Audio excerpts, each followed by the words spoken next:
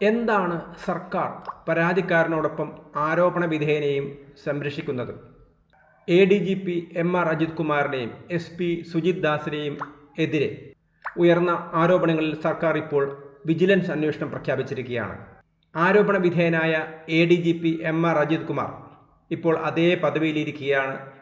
ആ സമയത്താണ് വിജിലൻസ് അന്വേഷണം നടക്കുന്നത്, അതും SP ജോൺകുട്ടിയുടെ നേതൃത്വത്തിൽ.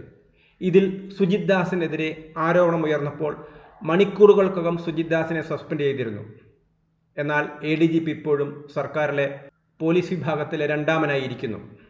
അയാൾ മുഖ്യമന്ത്രി പിണറായി വിജയൻ്റെ സ്വന്തക്കാരനാണ്. ഇക്കാര്യം എല്ലാവർക്കും അറിയാവുന്നതാണ്. നേരത്തെ അന്വേഷണം നേരിടുന്ന ഉദ്യോഗസ്ഥരെ സസ്പെൻഡ് ചെയ്തിട്ടാണ് അന്വേഷണം ഏർപ്പാടാക്കിയത്. എന്നാൽ ഇത് അജിത് കുമാറിന് ബാധകമല്ലേ? അപ്പോൾ ADGP സർവീസിലിരിക്കെ, അല്ലെങ്കിൽ അയാൾ മുഖ്യമന്ത്രിയുടെ പ്ലഷർ അനുഭവിച്ചിരിക്കെ, ഇയാൾക്കെതിരെ നടക്കുന്ന വിജിലൻസ് അന്വേഷണത്തിന് എന്ത് സാങ്കത്യമാണുള്ളത്? ഇപ്പോൾ തന്നെ പോലീസ് ഹെഡ്ക്വാർട്ടേഴ്സ് ADGP ശ്രീജിത്തിനെതിരെയും നേരത്തെ ആ പദവിയിലിരുന്ന മനോജ് എബ്രഹാമിനെതിരെയും നടത്തുന്ന വിജിലൻസ് അന്വേഷണം എവിടെ എത്തി എന്ന് തിരക്കുന്നത് നല്ലതായിരിക്കും. അതായത് ഇപ്പോൾ നടക്കുന്ന ആരോപണങ്ങളിൽ നിന്നും യഥാർത്ഥ പ്രശ്നങ്ങളിൽ നിന്നും വഴിതിരിച്ചു വിടാനും അതിനെ തണുപ്പിക്കാനുമുള്ള നടപടി മാത്രമാണ് ഈ വിജിലൻസ് അന്വേഷണ പ്രഖ്യാപനം എന്ന് മനസ്സിലാക്കാൻ വലിയ ബുദ്ധിയൊന്നും ആവശ്യമില്ല. എത്ര ഗുരുതരമായ ആരോപണങ്ങളാണ് ADGP അജിത് കുമാറിനെതിരായും മുഖ്യമന്ത്രിയുടെ പൊളിറ്റിക്കൽ സെക്രട്ടറി P ശശിക്കെതിരായും ഭരണകക്ഷിയുടെ MLA തന്നെ ഉന്നയിച്ചിരിക്കുന്നത്.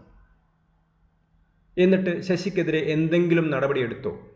പിണറായി ഒരു ഭാഗത്ത് തൻ്റെ പൊളിറ്റിക്കൽ സെക്രട്ടറി ശശിയെ സംരക്ഷിക്കുന്നു, മറുഭാഗത്ത് ശശിക്കെതിരെ ആരോപണം ഉന്നയിച്ച PV അൻവറെ കൂട്ടുചേർത്തിയിരിക്കുന്നു. ശശിക്കെതിരെ എന്തെങ്കിലും നടപടിയെടുത്തിട്ടുണ്ടോ ഇതുവരെ? അദ്ദേഹം കൊലപാതകങ്ങൾ നടത്തി ADGPയെയും മുഖ്യമന്ത്രിയുടെ പൊളിറ്റിക്കൽ സെക്രട്ടറിയും ഒരുമിച്ചാണ് MLA ആക്രമണത്തിനിരയാക്കിയത്. അതായത് ആരോപണങ്ങൾ ഉന്നയിച്ചത്. കൊലപാതകങ്ങൾ വരെ നടത്തി എന്ന ആരോപണമാണ് MLA ഉന്നയിച്ചിരിക്കുന്നത്. അക്കാര്യം വിജിലൻസ് അന്വേഷിക്കാൻ കഴിയുമോ?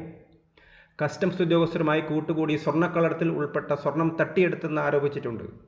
ഇക്കാര്യം വിജിലൻസിന് അന്വേഷിക്കാൻ കഴിയുമോ? അതൊന്നും അന്വേഷിക്കേണ്ടേ? ആരോപണം തെറ്റാണെങ്കിൽ അത് ഉന്നയിച്ച PV അൻവറിനെതിരെ നടപടിയെടുക്കേണ്ടേ?